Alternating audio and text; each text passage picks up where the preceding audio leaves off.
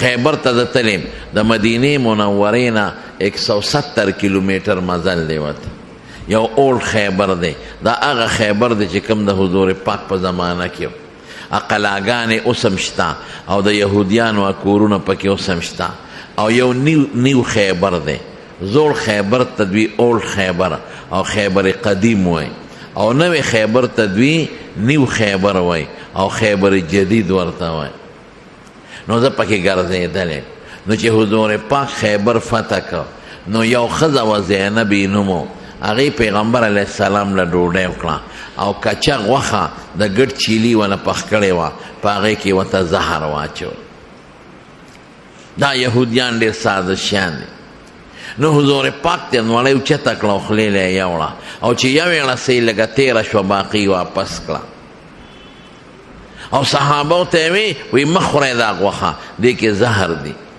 نو ښځه یې م راوغوښته او نور یهودیان یې م راوغوښتل نو خبرې اوږدې دي زه راته مختصر وایم ډېرې اوږدې خبرې پکې شوې دي نبی علیه السلام دا ښځې نه تپوس وکړو یهودیانو نه وی تاسو په دې غوښه کې زهر اچولی دی هغې ورته وی تا ته چا الوی وی ما ته دې نوړی الوی چې په دا لاس کې مې پرته ده دې خبر کړم وی او اچولی م دي هغې کې څه داسې تپوسونه حضور پاک مبارک کړي چې دوی انکار نشو کولی وی اچولی م دي وی دا م پکې ولې اچول ګوره دومره هغوی عجیبه سوچو وی مونږ وی که دروغجن پیغمبر در نه به خلاص شو او که رښتونی پیغمبر نو تا ته به څه نقصان ونه رسوي نو حضور پاک له خدای ډېر ښکلې خوی ورکړی هغه ښځه معاف کړه او قوم یې معاف کړه خو بیا یو صحابي یو نوړی تېره شوې وه نو هغه غریب د هغه زهرو د لاسه وفات شو شهید شو نو نبی علیه السلام د هغې صحابي په قصاص کې هغه ښځه بیا مړه کړه زینب نو دا سکیم د یهودیانو ناکام شو د دې نه مخکې م یهودیانو سازشونه جوړ کړي یو نه ډېر سازشونه یې ناکام شوي دام ناکام شو نو چې حضور پاک په دغه محرم سن 7 هجري کې واپس مدینې شریفې ته راغی نو دوی یو اخري سازش جوړ کړ چیرې د ده خلاف خو موږ هر قسمه حربه وکړه او دې موږ نه خدای بچ کوي اصل کې قمقل وکړه د حضور پاک د حفاظت ذمه داري چا اخیستې وه شوق سره ووایې قرآن کې الله وایي والله یعصمک من الناس زه به د خلکو نه بچ کوم یو ځل دوی کعب ابن اشرف قلعه ته تلي نو هغه راغوښتي و دعوت یې ونه کړی نو بره یو سړی خېجولی او په ده به حمله وکړي د بره نه نو حضور پاک د جبریل علیه السلام د وزرو لاندې ته خدای راوویست بل ځل یې د میچنې پل برت خېجولی وی دا به پرې راغورځو د هغې نه م خدای بچ کړه مختلف سازشونه الله بچ کوي اخیری سازش یې څوک په مدینه کې یو منافق و هغه منافق له پیسې ورکړې دراهم لبیدي نوم او د پلار نوم یې اعصم او بنو زریق یو قبیله ده د هغې اوسېدونکي و وی ته په ده کوډ او جادو کا ولې بشر جان بس په آرام کښېنه بس تا میکونه اوس موږ نشو سمولی غلی کښېنه نو د بنو زریق قبیلې پیسې ورکړه وی ته پې کوډ او جادو کا نو هغه د نبی علیه السلام د سر مبارک ویښته په څه طریقه را پیدا کړل سر چې بنده ګومنځ کوي نو ویښته په ګومنځه کې وځي نو د یو غلام او یا د وینځې په ذریعه هغه ګومنځ چې حضور پاک په سر ګومنځاو هغه پیدا کړل او د سر مبارک ویښتې پیدا کړل نو د هغې باندې جادو که په نبي علیه السلام 11 غوټې والا ورکړې 11 د ګومنځ یې هغه غاښ هم پکې ومنډل چې په چا به هغوی سر ګومنځاو او د شمې د عموم نه دي دی تې تاو کړل او د ګنډلو ستنې هم پکې ومنډلې او د کجورې په سر کې که ستاسو خیال وي دا غونچک دا په یو پوزکي غوندې شي کې بند دي داسې نری غوندې جالۍ وي نو د نر کجورې په سر کې چې هغه کومه جالۍ وه نو هغې کې دا هر څه تاو کړل او په مدینه کې یو کوی دی بیر ذی اروان په هغې کې د تیږې د کوی په ویښ کې یا یو تیږه د کوی په سر پرتی خلک پې بورقیږ دي د هغې لاندې دا خښ کړل نو په رسول الله مبارک څه اثرات شروع شو واړه واړه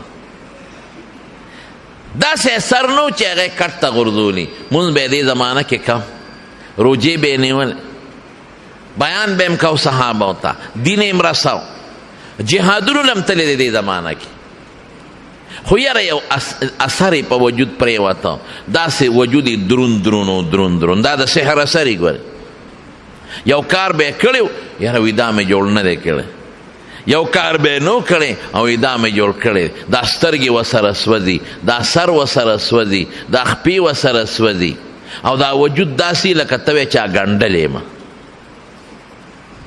دا ساحران دې زمانه کې م ګورې شته ډېر خطرناک ساحران او جادوګر او دا ډېر خطرناک عمل دی ډېر خطرناک عمل او د ساحر ډېر خطرناکه سزا ده دا مسلمان ته ولې ضرر رسوي نو دا اثر شروع شو په نبی علیہ السلام مبارک نو بخاری کې راځي چې تکلیف چاته ورسېږي چاته به آواز کو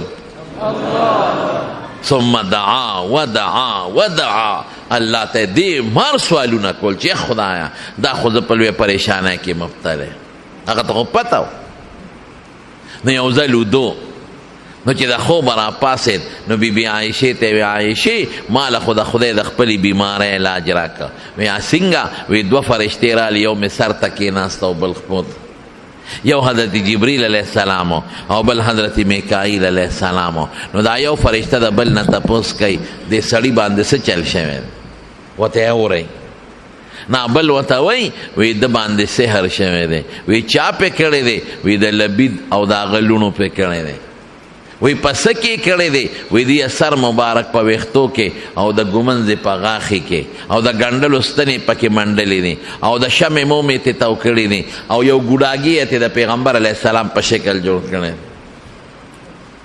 او دی کوم ځای خښه کړې ده دی بیریدي اروان کوي کې د هغه تیږې لاندې دا به په څه ختمیږي نو دا دواړه صورتونه یې ورته وښول قل اعوذ برب الفلق او قل اعوذ برب الناس ګوره د پیغمبر او زمونږ په خوب کې فرق دی د انبیاو متعلق نبی علیہ السلام فرمایي تنام اعینهم ولا ینام قلوبهم د هغې سترګې اوده وي خو زړه یې بیدار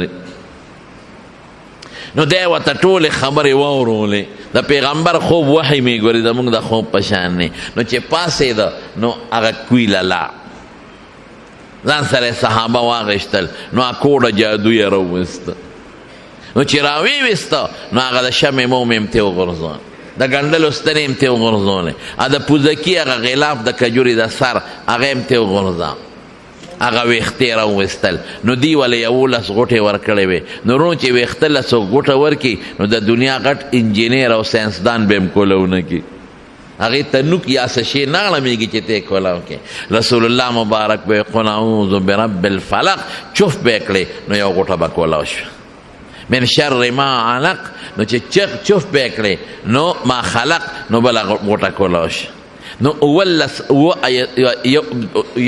آیتونه د دې شپږ د یو صورت او 15 د بل نو ټولې غوټې خدای پاک کولاو کړې نو چې واپس راغی نو بیبي عایشې ته وایي عایشې وی زه خو وجود مې داسې سپک شو لکه چا چې څه شی تړلی او پرېنیځي داسې مې وجود سپک شو وی عایشې که هغه کوي دي ولید چې کومه کې دا کوډه ښخه وه الله اکبر وی د هغې اوبه داسې وي لکه نکري دي چې څوک خشتې کړي ټینګې څښاب وی کوي او د کوي په غاړه چې کوم باغ دی ولیده چې دا کوډه پکې ښخه وه د هغې سرونه داسې وو چې ډېر بد شکله کأن رؤوسها رؤوس الشیاطین عرب د بد شکل شي تشبیه د شیطان د سر سره ورکوي نو د هغه بوټي داسې بدنما بد شکله او چې کم هغه دغه دي دا څه ورته ویلې کېږي دا کوي دي هغه هم څښاب بوی کوي دې نه معلوموي علما کرام چې د کوډ او سحر اثر په نباتات او جمادات وګورې کېږي دونه خطرناک شی دی یوازې په انسان نه چې کوم دی د خښ که په اوبو هم کوي په بوټو هم کوي او په کاڼو باندې هم کوي نو دا د دې کوډې دپاره او د جادو دپاره علاج شو دا دواړه صورتونه نو مخکې نازل په مکه کې و، دلته بیا به طور د یاد دهانه حضور پاک ته وښودلی شو. نو څوک دې ته تکرار النزول وایي او څوک ورته یاد دهانه وایي. نو دا د سحر کوډ دم شو. دا د بخاري روایت دی، دا جساس په احکام القرآن کې لیکلی دی، دا مفسرینو لیکلی دی، دا په مسلم کې شته، دا په طبراني کې شته، دا په مستد احمد کې شته، دا په ګڼو کتابونو کې. نو دې نه معلومه شو چې حضور پاک باندې کوډه شوې ده، او دې نه معلومیږي جادو په نبی علیه السلام کېږي. نو ما ورته پکې څه دې نه دا معلومیږي چې دا د کوډې دم دی. دا معلومه شو چې دمونه هم شته. دم منې که نه منې؟ منې؟ ډېر خلک خو یې نه منې، بعضې پکې ظالمان دم هم نه منې. یو ډاکټر دی په دې کراچۍ کې، ما ته خو د څاروو ډاکټر ښکاري، هغه دم نه منې. هلکه ولې دم نه منې؟ یو حدیث په دلیل کې حدیث پیش کړي چې څوک دمونه استعمالی او تعویذونه کوي او دمونه، نو دا د کې توکل نشته. فقط برئ من التوکل. د مارونو دمونه ثابت دي، دم شته. یو زمانه کې یو قوم تیر شوی دی، معتزله ورته وایي، هغوی به هم دم نه منه، دم وی نشته. هغوی به څه وي؟ هغوی به وی دم څه شی دی؟ خو د خولې هوا ده که نه، چوف. نو په هوا کې څه ځواب دی؟ د هغه غاښ خوږېږي او ته ورته چوپونه کوې. ډاکټر له بوځه چې علاج ونه، د هغه خېټه کې درد دی، نو نیکبخته ډاکټر له بوځه، سرجن له. نو ته وایې چې چوپونه کوه، پکې ورته ولګوه، ته خو لاره کوټې چوپ کوې، په پکې به هم ته دا خېټې نه دړونه به دا خبرې به یې کول. نو د بادشاه په دربار کې مناظره جوړه شوه. هغه معتزلي ملا هم ناست دی او زموږ د اهل سنت والجماعت یو ملا هم ناست دی. نو دا خبره په دې ده چې دم شته که نشته. زموږ ملا صاحب یو دم ثابت دی، معتزلي ملا وی نشته. زموږ دا ملا صاحب ورته وی وایه بھیجان د دم د څه دلیل دی چې ته وی نشته؟ وی دلیل یې دا دی چې دم خو د خولې هوا ده او پوکې چوپ دی، نو په پوکې کې څه زور دی؟ زموږ دا مولوي صاحب هوښیار و، هغه وی د عقل په توره خلک ګمراه کړل. نو راشه د عقل په توره یې ووه. د عقل جواب خو په عقل کېږي که نه، داسې نه کېږي. زه تللی یم د سوات ته، هلته یو مولوي صاحب ما ته وی دلته د انجیوز یو ښځه راغلې ده، او اوس د سوات کې دا حالات ښه شو، نو د انجیوز والا پکې نښتې دي، په دې خلکو دا خپل دم چوپ کوي. نو د انجیوز یو جینۍ وه او داسې نیمه بربنډه غوندې وه، په سر لوپټه موپټه هم نه وه. نو وی چې څنګه راله، یو زنانه وه، هغې کروردن نه شوه. زنانه بینډی توری څه شی پرېښول. دا د انجیوز جینۍ ورته وی خورې ترورې، وی څه کوې؟ وی دا بینډی مینډی پرې کوم، دا سبزي ترکاري. وی دا چا راوړې ده؟ وی دا مې خاوند. نو ته دې کور کې ناسته وې او دې کور کې ناسته یم، خاوند دې راوړي او زه یې وله پخومه. نه انجیوز هغه جینۍ ورته وی په موږي غوا تړلې وه. وی تو دې غوا کې څه فرق دی؟ تا غوا کې څه فرق دی؟ غوا هم په موږي تړلې ده، بار دنیا ونه لیده، او تم په کور کې ناسته بار دنیا دې ونه لیده. غوالم گیا راوړي، تالم سبزي راوړي، غوانم پی علی او تانم پیدا علی. نه غوا بار ولیده دنیا او نه تا بار دنیا ولیده. نو تو دې غوا کې څه فرق دی؟ دې کې د دې کور والا خره رادن نه شوه. چې خره رادن نه شوه، نو دا بوډۍ هغه انجیوز والا ته وی تو دې خره کې څه فرق دی؟ دا خرم بار ګرځي او تم بار ګرځي، دې کې هم پړې نشته او تا کې هم پړې نشته. دم په ډیرانونو ګرځي او تم په ډیرانونو ګرځي، تم ګندګي پسې ګرځي. دیم بار دنیا ولیده او تام بار دنیا ولیده. نو تو د خره کې څه فرق دی؟ وی زمړې ته په څه پوهېږي او یو تختې ده. نو د عقل دلیل خو به په عقل وی که نه. غوا هله خشته ګیا راوړي په کور کې دننه، او څونه قدر او عزت یې کوي، او په خره کارو کې او بار یې پرېږدي. نو چې ټوله ورځ ستړي شي ستړي شي ستړي شي، او په دې تلو کې قوخ قوخ کوي، غریبه د تلو نه، نو پړې ته وباسي، نو ګیا والا نه ورکوي. پښتانه وایي خر د خیت په خوراک څپېږي، ګیا والا نه ورکوي. نو بار یې وشړي، نو هغه هم چې بار وشړي، نو په ډیران باندې سملي، یو 4-5 د لووړې راوړې او لته ووایي 10 ټیزونه واچي، بد دمه ده. صرف په ټیزونو دمه کېږي. نو د عقل جواب به په عقل کې. نو سوی ادمون ملا صاحب وی چې د خود د عقل په بنیاد خلک گمراهان کړل، راشه په عقل یې ووه. نو ملا صاحب زمونږ ورته کنځلې شو، رئیس ستا خور او ښځه او مور پلان کې ډنګرې، او معتدلي ملا سترګې وپړسېد. خدای دا خو د ما بېعزتي وکړه په ډک مجلس او د بادشاه په مجلس کې دې ما زه کنځلم. معتزلي ملا بادشاه ته مخ ور واړو وی بادشاه سلامت چې ملا صاحب سره دلیل د دم د ثبوت نشته نو ما ته کنځل کوي. زما هم بېعزتي وکړه او ستا یې وکړه په دې مجلس کې چې ستا کور کې ما ته کنځل وکړه ستا دربار کې خدای ستا بېعزتي وکړه نو بادشاه هم غوسه شو. زموږ ملا صاحب ته یې کنځل دی ولې وکړه دلیل نشته نو کنځل کې او سرمن دی وباسم دا خو تا زما د دربار بېعزتي وکړه زما مخکې سړی کنځې.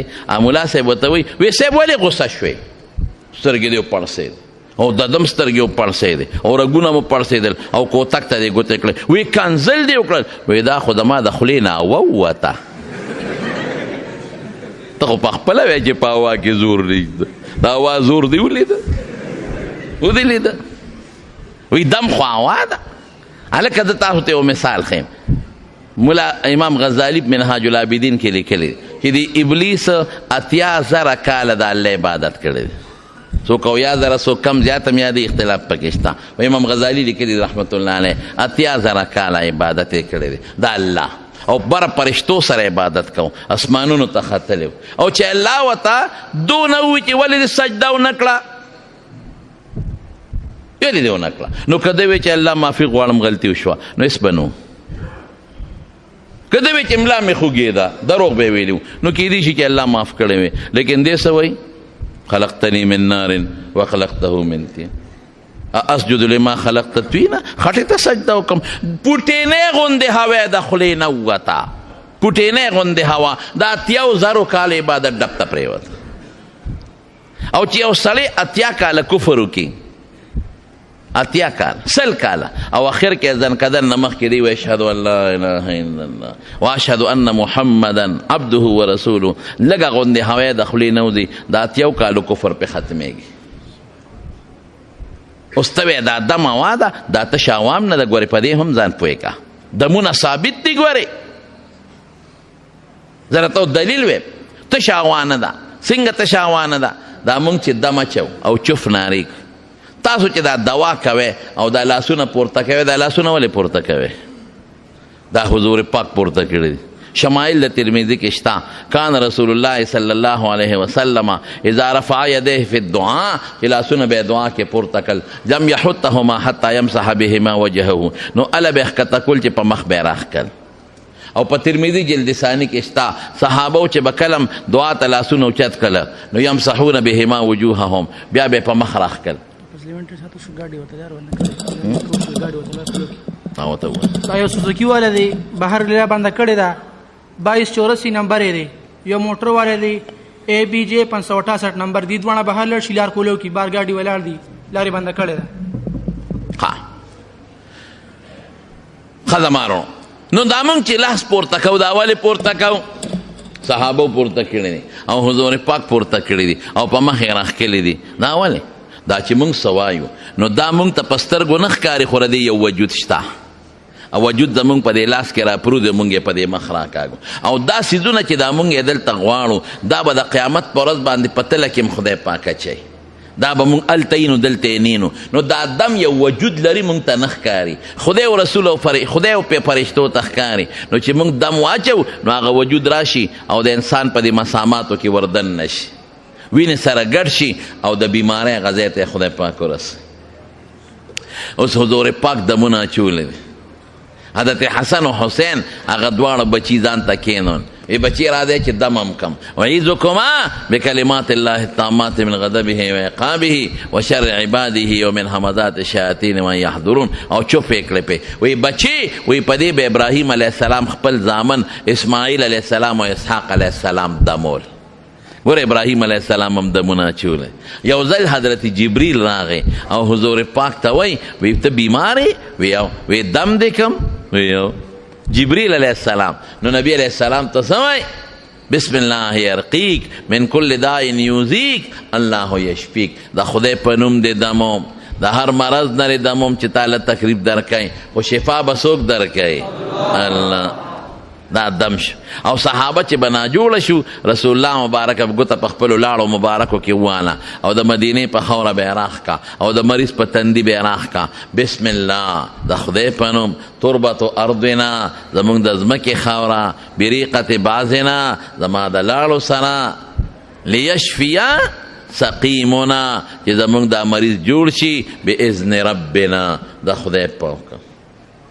یو صحابي وی خپه مې ماته شوه په خیبر کې یو یهودي وجلی وی خپه مې ماته شوه او د پتون کې هم خطا او پنډی په ټک ماته شوه او چې پنډی ماته شي نو خلک ورته هغه سیخان اچوي اپریشن والا کوي وی پټکې مې ته تاو کو په زور او رسول الله مبارک ته لاړم وی دم یې پې واچو لاړې مبارک یې پې پورې کړې او لاس یې پې راښ که کأنی لم اشتکها قطو وی داسې مې خپه جوړه شوه لکه چې ډو دړ پې نی راغلی نو دمونه ثابت دي ښه او که ته وې چې چا استرقه وکړه فقط برئه من التوکل د هغې جدا معنا ده په هغې ځان پوه کا توکل څه ته وه یو دا چې څوک دوی چې د دم جوړ کړم نو دا ګناه ده ډاکټر جوړ کړم نو دا ګناه ده دارو جوړ کړم نو دا ګناه ده د ملا صاحب جوړ کړم نو دا ګناه ده دم به مؤثر حقیقي نه ګڼئ دا به په حیث د سبب ګڼئ او وی به چې په دې دم کې شفا چا واچوله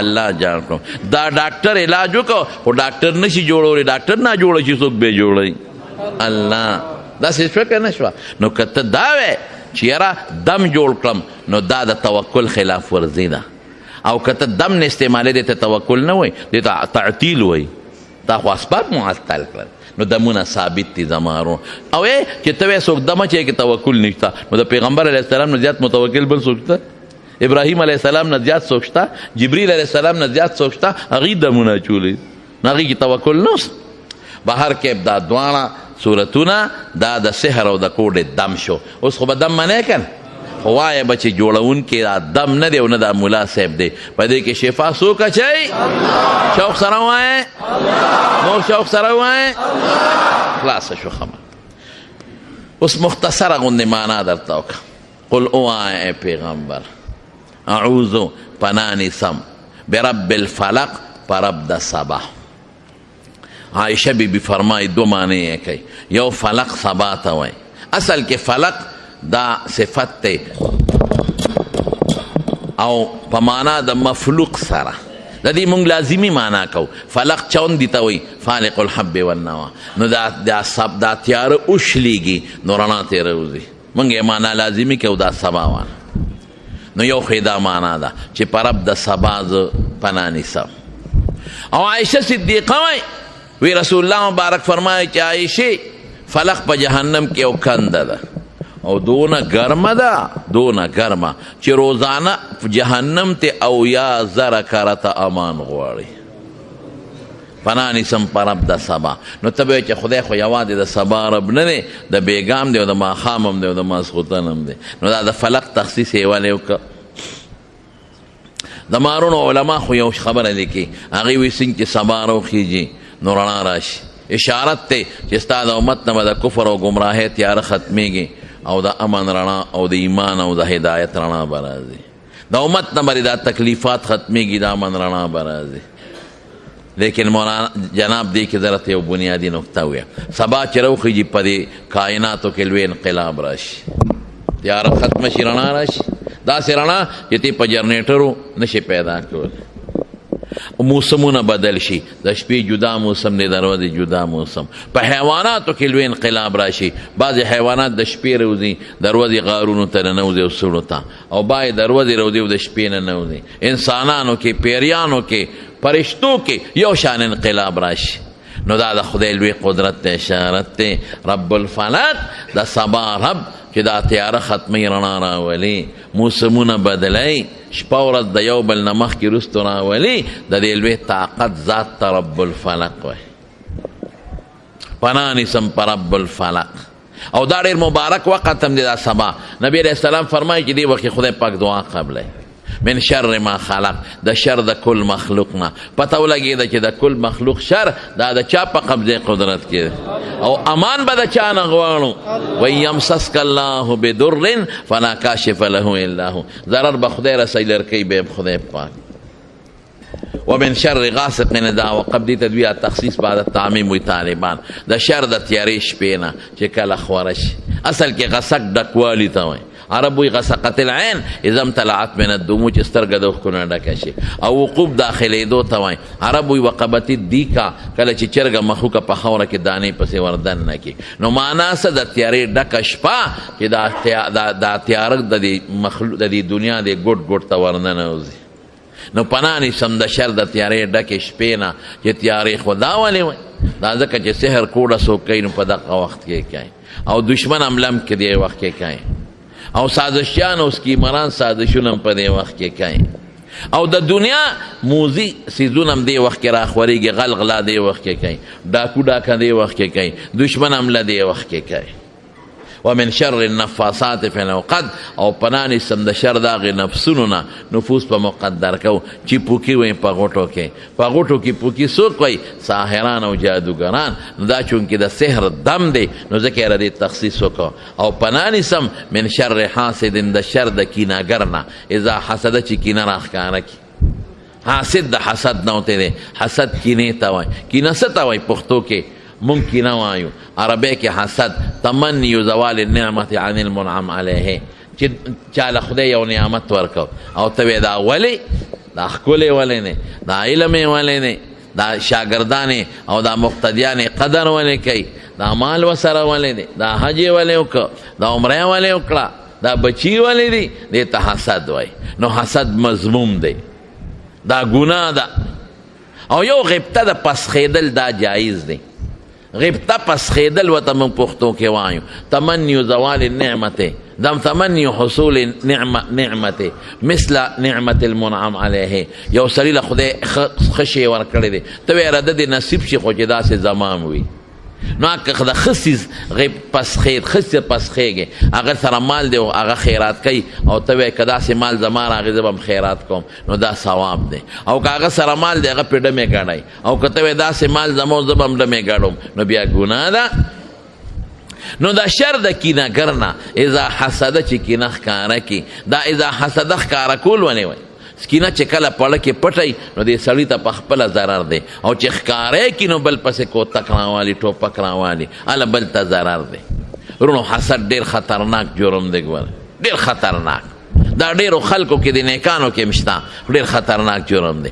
بنا د کوړې په څه ده په حسد. حضور پاک باندې ولې هغوی کوډه کوله حسد یې ورسره کو جادوی پې ولې کو حسد یې ورسره کو. نو حسد ډېر خطرناک دی. دا حسد په خدای اعتراض دی. دا نعمتونه خدای ورکړي دي نو ته وایې دا دې ولې ورکړي دي نو په خدای اعتراض کې. دویم دا چې ته خدای ته بې انصافه وایې چې دا دې ولې ورکړي دي نو خدای ولې انصاف نه دی کړی. او خدای ته عیاذا بالله بې علمه وایې خدای نه پوهېږي ته پوهېږې چې د خدای په نعمتونو چاله ورکوي په هغې اعتراض کې. او حدیث پاک کې راځي طبراني شریف کې یو حدیث دی دا واورئ وی چې کوم انسان په اړه کې مسلمان ته حسد او بغض پروت دی نو لیلة القدر کې په هغه خاص ټیم کې هم د دعا خدای نه قبلوي. او د عرفات په میدان کې چې خدای پاک د ګناهګار هم بخي وی دا سړی په هغه میدان کې هم خدای پاک نه بخي. نو بنا د کوړې او د جادو په حسدو ځکه یې د حسد ذکر وکړي. بانګ په څه وکړي شپږ پشپک باندې ها زر به د دې ترجمه وکړه دی بل قل اوایه پیغمبره اعوذ پناه نیسم برب الناس په رب د انسانانو. رب په معنا د مربي تربیت کوونکی. تربیت څه ته ویل کېږي؟ وصول الشی ایصال الشی لا کمال شیئا فشیئا. یو شی کمال ته ورو ورو په قلار رسول. نو دا ماشوم له اول نطفه وه بیا ته علقه جوړه شوه بیا د غوښې ټوکله جوړه شوه بیا د مور ګېډه کې پکې ساه واچولی شوه بیا باره ووته ښکشته انسان ته جوړ شو. دې ذات ته رب الناس وایي. ملک الناس پنۍ نیسم په بادشاه د انسانانو. حقیقي بادشاه څوک دی؟ الله. پناه نیسم به اله الناس په معبود د انسانانو. او عبادت لایق څوک دی؟ الله. نو درې صفتونه رالل چې رب د دې ټول انسانیت الله دی. انسانیت نه ذکر د خاص مراد تر عام د ټول مخلوق رب الله دی. نو دا توحید فی الربوبیت شو، نفی د شرک فی الربوبیت شو. او دا بل پناه نیسم په بادشاه د انسانانو د مخلوق، حقیقي بادشاه چې بادشاه زوال نه لري الله دی. او پناه نیسم په معبود د مخلوق، حقیقي د عبادت لایق الله دی. په دې ذات پناه نیسم د چانا من شر الوسواس. وسواس په معنا د موسوس دی، د اسم مصدر دی. څوک ورته خیر صفت مشبه هم وایي. من شر الوسواس، د شر د وسوسې چونکي نه. وسوسه ته وایي رسول الله مبارک فرمایي د انسان د زړه ته دی خوا فرشته ناسته ده او ورته نیکي ورچوي. دې فرشتې ته ملهم وایي، او چې کومه نیکي ورچوي هغې ته الهام وایي. بل خوا ورته شیطان ناست دی ورته ګناه ورچوي، دغه شیطان ته وسواس وایي. چې کومه ګناه چې القاء الشر هغې ته وسوسه وایي. د شر د وسوسې چونکي نه. الخناس چې دی رستو کېدونکی دی، دی راته دم وخاو چې وسوسه خو اچوي، خو چې د خدای ذکر دی او که دی بیا ورې تښتي. حدیث کې راځي نبی علیہ السلام فرمایي د انسان متعلقه، وی انسان اذا غفلا، چې غافل شو، الشیطان جاسم علی قلب ابن آدم، وی شیطان د انسان په زړه ګونټې لګولې دي، ګونټې. اذا غفلا وسوسه، چې دی غافل شي نو وسوسه ورته اچوي. و اذا ذکر الله، او چې خدای یاد کی نو خنسه د شیطان ته بیا تښتي. دا دلته دې زړه ته ناست دی او په مختلفو طریقو لګیا د انسان تباه کوي. شیطان زمونږ غټ دشمن دی. یو سړی د دیوال سوري ته ملاستو، ودو غرمه ده، شیطان د انسان په شکل کې راغی، ویې لقو وی پاسه را پیسه، وی ظالمه د خوبه د پاسولم یخ سوري ته ودوم، وی خوارشي دیوال را غورځېږي. اخواشه چې دی خواشو واقعي دیوال را پریوت. د ورمنډه کړې، او پیر صاحب خدای را سره ښه شه، ښه ده چې د پاسولم ګنې مړ به ومه. وی زه خو پیر صاحب نیم، زه خو شیطان یم. نه نه ته خو نیک سړی، زه د مرګه بچ کړم. او وی قسم په خدای شیطان یم. نو وی شیطان چا سره ښېګړه کوي، تا ما سره خو کړه. وی ښه مې را سره نه دي کړی، که ته مې نه وې پاسولی او دا دیوال را پروتی وې نو شهید کېدې. تا به هم راته په جنت فردوس کې مټې والې. شهادت ګوره دومره په الف لام و خبیث دی.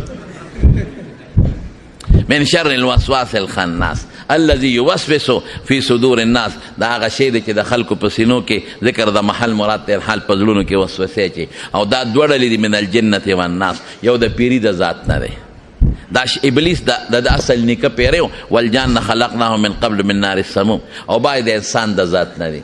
انسانان هم د تشکونه اچي، د پیغمبر په شان کې، د خدای په شان کې، او د قرآن په شان کې. زمانونو مختصره ترجمه مې وکړه د وخت د کمی په بنیاد، او په دې به اکتفا وکړو. صرف دونه به راته ووایم چې دا دواړه صورتونه چې دي دا سهار او ماښام وایې ښه، چې څوک د دې زیات تلاوت کوي نو خدای پاک به دې سره دې د سحر او د کوډ او د جادو د اثراتو نه محفوظ ساتي. او حضور پاک چې به کلم اوده کېده نو عایشه بیبي فرمایي دا به یې ولوستل، په لاسونو به یې چوف کړل او په ټول وجود باندې به یې راښکل.